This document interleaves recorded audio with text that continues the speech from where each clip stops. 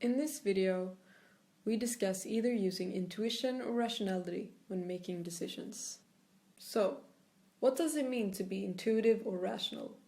Well, a rational person is usually someone very analytical, can reason with knowledge and support his or her arguments with facts.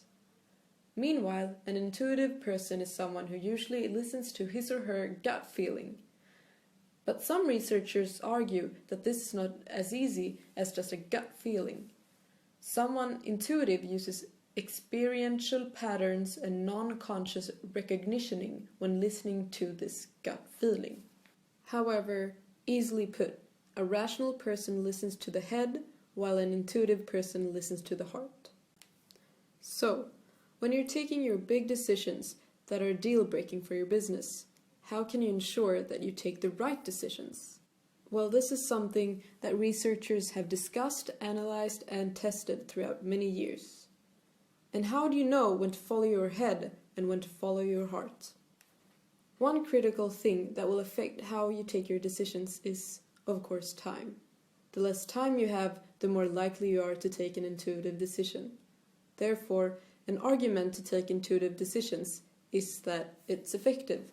Pretty uncalled for, but let me tell you, in organizations, there will come times where time is your #1 enemy. And researchers argue that you should trust your intuition when you're in a situation filled with uncertainty. Well, now you of course wonder, what does that mean? So, an uncertain situation could mean, again, a lack of time, or a lack of reliability in data collection, or the need to research a lot in order to deal with the situation, which is time and energy consuming. But the researchers haven't come up to an agreement on if being intuitive is a good thing or not, or when specifically it is good. Others argue that it's more worth using if you need to utilize and perform strategies in your business that you already have a clear perspective on.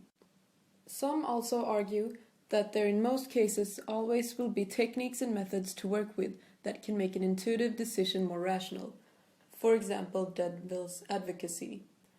This is explained in the video Common Pitfalls and How to Avoid Them. Or something called the tactic of the 7 whys. This is a method to get to the core reason of a decision. Ask yourself, why do I decide this way? To the answer you give, ask again, why?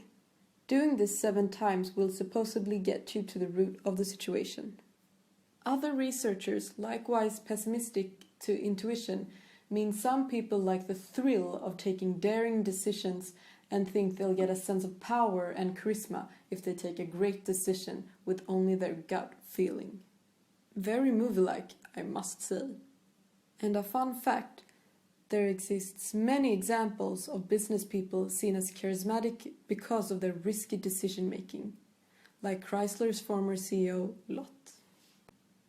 But, getting back to that uncertain situation I was talking about, there once was this study made on project teams using intuitive judgments in uncertain situations.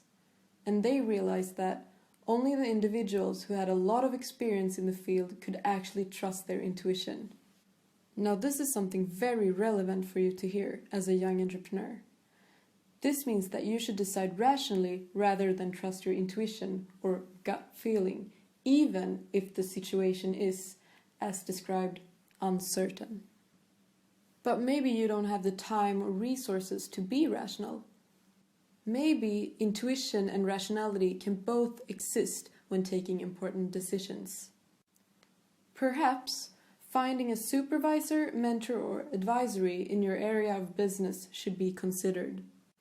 This person can then help you in these tight situations to take the right decisions using his or her experience to be intuitive when being rational isn't working.